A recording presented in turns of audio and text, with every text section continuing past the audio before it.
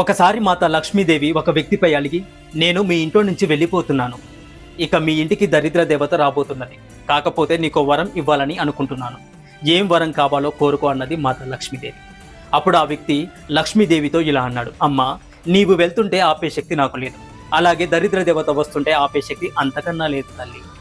మీలో ఒకరు ఉన్న చోట ఒకరు ఉండరు కదా. కాబట్టి దరిద్ర దేవత వచ్చిన వేళ మా ఇంటిలో ఇప్పుడు ఒకరి పట్ల ఒకరికున్న ప్రేమాభిమానాలు అలాగే ఉండేటట్లు వరం ఇవ్వమని కోరుకున్నాడు ఆ వ్యక్తి. లక్ష్మీదేవి తదాస్తు అని చెప్పి వెళ్ళిపోయింది. కొన్ని రోజుల తర్వాత ఆ ఇంటిలో వంట చేస్తున్న ఆ వ్యక్తి యొక్క భార్య కూరలో ఉప్పు కారం సమపాలలో వేయమని కోడలకు చెప్పి గుడికి వెళ్ళింది. కొంతసేపటికి చిన్న కోడలు ఉప్పు కారం కూరలో వేసి ఏదో పనిలో నిమగ్నమైపోయింది.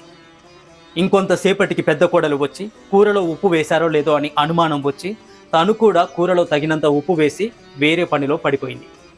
ఇంతలో అత్తగారు వచ్చి కోడలిద్దరూ తమ పనిలో పడి కూర